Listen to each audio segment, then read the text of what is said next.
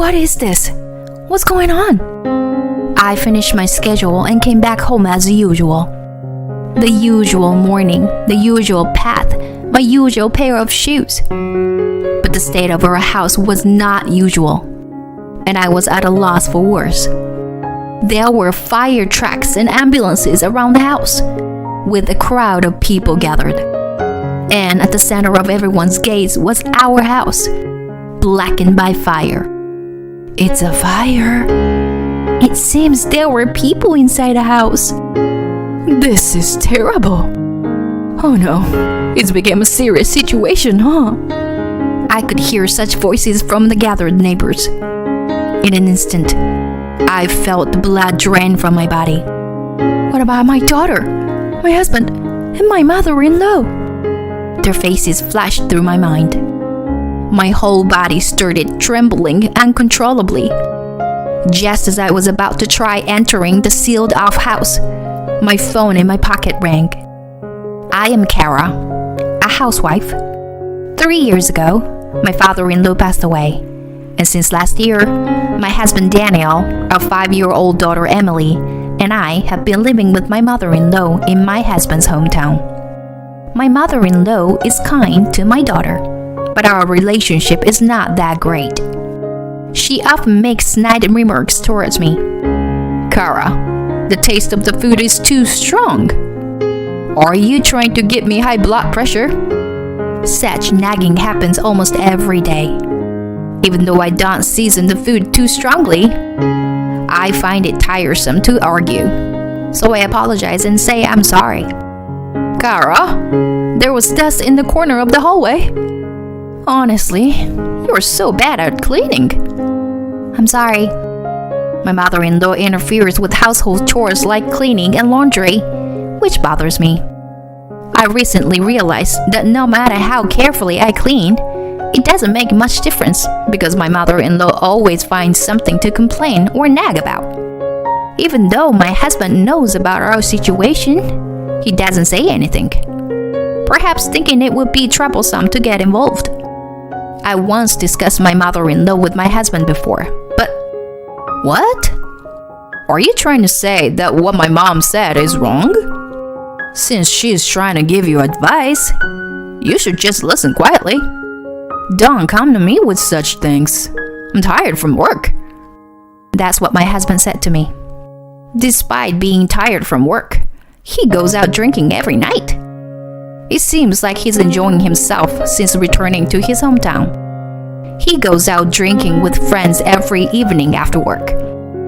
Even on holidays, he's not at home and goes out to have fun, which has been a source of concern. Since coming to my in-laws' house, my husband stopped to help him with household chores and childcare altogether.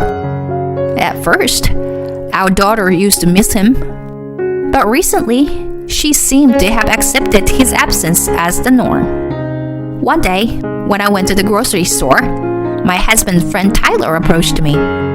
Kara, it's good to see you. Actually, there's something I want to talk to you about. When I asked him what it was, he hesitated a bit and whispered, Actually, it seems like Daniel is cheating on you with his ex-girlfriend. What? Daniel is cheating? Everything went dark in front of me. And with his ex-girlfriend. It must be some kind of joke, right? But Daniel is the type who is easily tempted and lenient towards himself. It's not impossible. It was a story I didn't want to believe. But it's true that he's been going out drinking frequently lately. Perhaps he's meeting his affair partner every night. That day, I waited for my husband to come back and confronted him. Daniel, is it true that you're meeting your ex-girlfriend? Have you been cheating? Huh? What's got into you? All of a sudden. I would never cheat. Even today, I just went out with some male friends. But today, I met Tyler at the grocery store, and he told me that you were cheating. Then my husband immediately denied it. Tyler? That guy has always been a liar. You don't have to believe him. I couldn't erase the suspicion in my mind and continued. Really? But since we came here, you've been going out drinking all the time. Even on holidays. You go to the gym or fishing, right? And that's because I'm meeting friends or attending work-related events. Stop being so persistent. My husband was determined to stick to his denial. But I could tell he was visibly shaken when I asked him directly about the affair. At the moment, I backed down.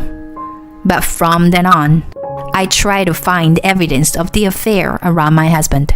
I couldn't access my husband's smartphone because it was locked. However, when I checked his jacket while he was away for work, I found a receipt from a luxurious hotel. The date matched the day he said he went on drinking with his male friends. My suspicion turned into certainty of his infidelity. To think he was really cheating. Cheating?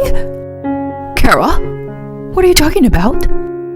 My mother-in-law had come into the room without me noticing and overheard my murmurs. Well, it's just that... I'm sorry, but it seems like Daniel is having an affair. What? What nonsense! Daniel is cheating? There's no way he could do something like that. He also said it's a misunderstanding. But there's someone who claims to have seen him at the scene of the affair. And also this. I showed her the receipt from the hotel. And my mother-in-law was momentarily speechless. But this must be some kind of mistake. How dare you suspect your husband of infidelity when you're being supported? If Daniel says it's not true, then it's not true. My mother-in-law blurted out those words. Perhaps she didn't want to believe her son's infidelity and had no intention of listening to what I had to say. If we investigate further, I'm sure more evidence will come to light. I can't forgive Danielle for the sake of her daughter Emily. Don't you understand my feelings? Especially since you've experienced being cheated on by your husband.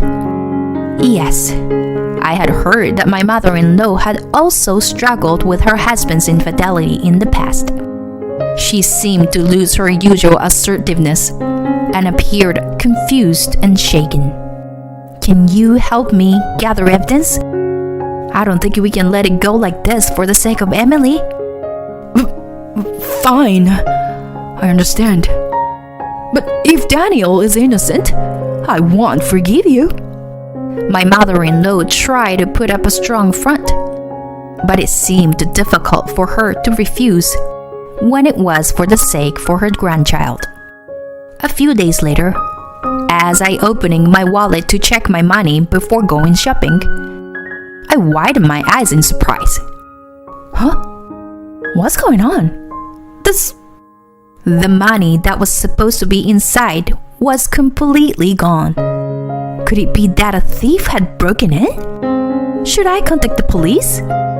Looking pale and shaken, my mother-in-law, who saw this, approached me with a puzzled expression. What's wrong? Kara, you look pale. Well, the money. The money is gone. Seeing me panicking and contemplating whether to report it to the police, my mother-in-law stopped me. The last time I used my wallet was 2 days ago. Since then, I had kept it in the room, and my mother-in-law also pointed out that she had been mostly at home during that time. So it was unlikely that thief or anyone else could have entered. If that's the case, then who? Could it be Daniel? I don't want to believe it, but it's possible. I heard him complaining about not having enough pocket money a while ago. I can't believe it.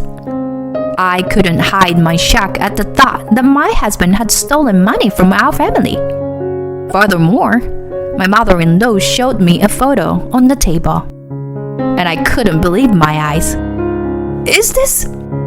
I happened to see it after you told me about Daniel's affair. The girl in the photo is definitely the girl he dated in high school. There's no mistake. In the photo, my husband and the woman were walking arm in arm, appearing close. So, this was his ex-girlfriend and his affair partner. She had long black hair, just like mine. Jealousy, anger, and disgust welled up inside me. So, it's both cheating and theft. I'm sorry, but what your son is doing is despicable. I can never forgive Daniel. That child has become just like his father. Anyway, I helped you gather evidence. The rest is up to you. Yes, I will make sure Daniel reflects on his actions. I will make him regret making me angry. Afterward, I discussed with my mother-in-law about our future plans. We decided to deliberately let my husband know the location of the money. Look, Daniel, I've rearranged things a bit. I moved the instruction manuals and bank cards to the drawer in the bedroom. Cards? Oh, I see. Although my husband tried to appear calm, I could tell he reacted to the mention of the money's location. As planned, the next day, the bank card had disappeared. That night, as soon as my husband came home, he confronted me. Hey, what is this about? What are you talking about? When I acted ignorant, my husband's face turned red and he shouted at me. He had the bank card in his hand. There was no money in this bank card at all. Thanks to you, I was embarrassed. That bank card was just recently created, so there's no deposit in it yet. What? I made a fool of myself in front of her. Besides, that bank card is mine, so you can't withdraw from it. And why do you have it? Why did you need the card? Who is her that you mentioned? Oh, well... Being bombarded with questions, my husband must have realized his slip of the tongue. He looked startled, fell silent, and glared at me intensely, frustrated at having been tricked. Muttering something under his breath, he locked himself in the room. A few days later, my husband said he was going out with my mother-in-law and our daughter. Since I had other plans, I was getting ready to go out alone without worrying about it. Then, my husband hurried me. Hurry up! It's disrespectful to be late to an appointment. What? I don't want to hear that from you, who doesn't even keep promises. I stared at my husband, who was acting strangely. He kept urging me while avoiding eye contact. In any case, he seemed eager for me to leave quickly. Aren't you leaving as well? Get ready yourself. Ready? Oh, I'm all set. I just need to leave. He seemed strangely excited. As I wondered about my husband's behavior, I left the house first. A few hours later, I would come to know the meaning behind my husband's action. As I was walking home after finishing my errands, the surroundings seemed unusually chaotic. What's going on? Is there a festival today or something? As I thought that, the voices from people around me reached my ears. It's the house at the end of the street. I've never seen it in such a terrible state. Huh? The house at the end of the street? That's our house. My heart started racing. I hurried home, and the crowd around me seemed to be growing even larger. There were people inside. They seemed to have been caught up in it. Those words from the people around me made me feel breathless.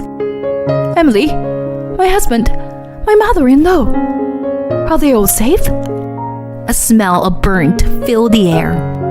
Please let this bad feeling be wrong. Finally, when I arrived home, the house was completely burned and charred. What is this? What's happening? I was stunned by the sight in front of me. Are they all safe? Everyone, are they safe? I tried to forcefully pass under the no-entry rope, but people around me stopped me. But I couldn't hear their attempts to calm me down at all. All that was in my mind was my family. Maybe they're already... Just as I was considering that possibility, my phone rang. It was from my mother-in-law. Is she alive? I answered the call in a hurry. Kara, are you okay? I heard you were seriously injured in a fire. Are you okay? Huh? I've been out this whole time though. Wait, are you okay? Huh? What do you mean? I heard from the neighbors that Daniel and a young woman were taken away in an ambulance, so that's why I assumed you came home early, Kara. What does that mean? Weren't Daniel and Emily with you? With a confused mind, I asked, and my mother-in-law seemed to be bewildered as well. After you left, we were about to go out when Daniel received a phone call. It was a work call, and he had to suddenly work from home, so he asked both us to go out. A sudden work call? So Daniel stayed at home then? I understood everything. My husband must have been meeting his affair partner at home. The neighbors must have mistaken the affair partner for me. With a boiling feeling in my stomach, my mother-in-law told me which hospital they were taken to, and I headed there. When I arrived at the hospital room, my mother-in-law and daughter looked revealed to see that I was safe. Heading to my husband's hospital room, the treatment has already been done, and he was lying in bed. The burns seemed to be minor. By the way, I heard that the affair partner who was taken with him was in critical condition. When my husband saw me, he looked awkward and averted his gaze. Daniel, what happened with the fire? And you were meeting your affair partner at home, weren't you? No, it's a misunderstanding. There's a reason behind this. Stop lying already. I know everything. Seeing my demeanor, my husband seemed to resign himself. He snorted and started talking with a brazen attitude. He said that after returning to our hometown and having drinking party with friends, he ran into his ex-girlfriend and started cheating on me. He admitted that he was spending money every day, so his allowance was not enough, and he was stealing money from my wallet. And today, after fooling around with his affair partner at home, he caused the fire due to careless smoking.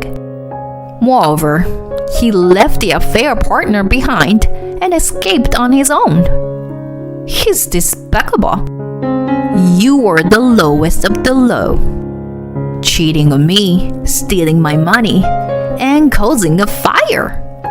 I never thought you could stoop this low. I handed him the divorce papers from my bag. I'm filing for divorce. I have evidence of your infidelity, so I'll make sure to get proper compensation and child support. Wait a minute. What the hell? Don't just suddenly talk about divorce. It was just a momentary lapse with my ex-girlfriend. I wasn't serious about it. Besides, doesn't Emily need a father? Are you planning to take her father away from her? Upon seeing the divorce papers, my husband started to panic. You haven't done anything to be a father figure to Emily either.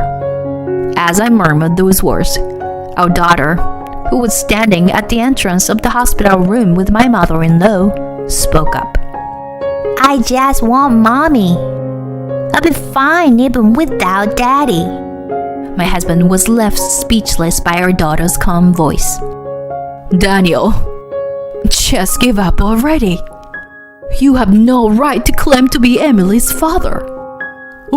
What's with you, Mom? You never got along with Kara. Why are you suddenly taking her side? Your mother has helped me gather evidence of your infidelity.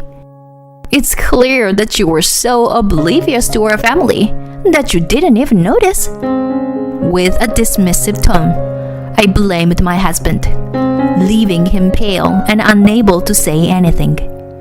And so, time passed, and our divorce was finalized. I received alimony and child support from my ex-husband, and the woman he cheated with paid me compensation as well. Her parents, carrying money, came to apologize on her behalf while she was hospitalized due to severe burns. As for my ex-husband, he lost everything, money and home. Once his injuries healed, he started working desperately, day and night, living as a live-in worker. His local friends distanced themselves from him, and now he has no friends and doesn't even go out anymore. My mother-in-law moved to another state to live with my sister-in-law, cutting ties with my ex-husband. I returned to my hometown, and with the help of my parents, I'm living a happy and enjoyable life with my daughter. Although my daughter said those things in the hospital room, I worried that she might feel lonely and miss her father deep down. Mommy, I'm glad we could say goodbye to Daddy. I want to see you smile. Emily said that with a calm face, far beyond her 5 years of age. There may be difficult times ahead for her after separating from her father, but I believe it was the best decision for both me and my daughter. I couldn't spend my life with someone who lied to their family, stole money, and neglected his responsibilities. 2 years have passed since then, and today I'm waking up early for work and preparing breakfast for the three of us. 3 portions. Tyler, who informed me of my ex-husband's infidelity and is now in a serious relationship with me, is planning to get married. It turns out that Tyler has had feelings for me since before I married Daniel. Initially, I couldn't even consider getting married again so soon after my divorce, but he was being consistently sincere and kind. I can see that he genuinely loves my daughter as well. Thanks to him, I now believe that in order for my daughter to be happy, I need to be happy too. I want to protect and nurture this happiness with all my might.